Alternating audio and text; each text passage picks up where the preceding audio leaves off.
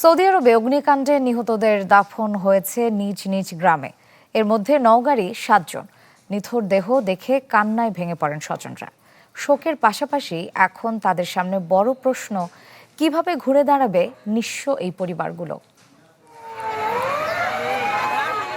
এক একটি গাড়িতে আপনজন ফিরেছে ঠিকই, তবে সাথে ফিরেছে স্বপ্নভাঙ্গা বাস্তবতা।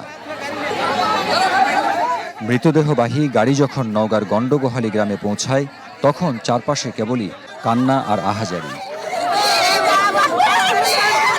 নগদ নিয়ে এলো হার না মানা হার অফার। সর্বনিম্ন 10,000 টাকা রেমিটেন্স নগদে পাঠালে থাকছে স্বর্ণের হার জেতার সুযোগ। দুই সন্তান মোহন ও সুমনের নিথর দেহ দেখে মুহূর্তেই যেন থমকে যায় মা ময়নার পৃথিবী। প্রতিবন্ধী স্বামীকে নিয়ে কিভাবে কাটবে আগামীর দিনগুলি, ভর করেছে সেই দুশ্চিন্তা। আমার জানের জিনিস মোহন আর সুমন, বাবা ও দয়াল আল্লাহ, আমার বাবা বেহেশত দাও আল্লাহ। বাপ মা আশা করে দিয়া পাঠাচ্ছে, কাম কামাই করে নিয়ে আসবে, দেশের বেদ বিয়ে শাদী দিন দিয়া করে করবো কাম বাবা। এর মধ্যে আল্লাহ এখন কি গজব দিলে আল্লাহ ভালো জানে। খেটে খাওয়ানোর মতন এমন কেউ নেই যে 10টা টাকা ইনকাম করে এনে কেউ এদের মুখে তুলে দিবে।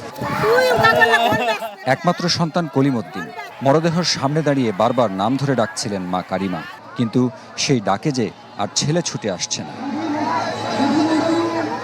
এমন শূন্যতার ছায়া পড়েছে পারকাসুন্দা ও দুবাই গ্রামে আরও 4 পরিবারে। শোকের পাশাপাশি সামনে আসছে ঋণের বোঝাও, তাই ঘুরে দাঁড়াতে দরকার কার্যকর উদ্যোগ। হয়তো 2-4 দিন হয়তো সহযোগিতা করলাম, আজও পর্যন্ত কেউ করতে পারবে না। সরকার পক্ষ থেকে যদি দয়া করে কিছু সহযোগিতা করে, তাহলে এই পরিবারটা একটু বাঁচতে পারবে। দেশের উন্নয়নের জন্য এরা বিদেশে যায়, রেমিটেন্স পাঠায়।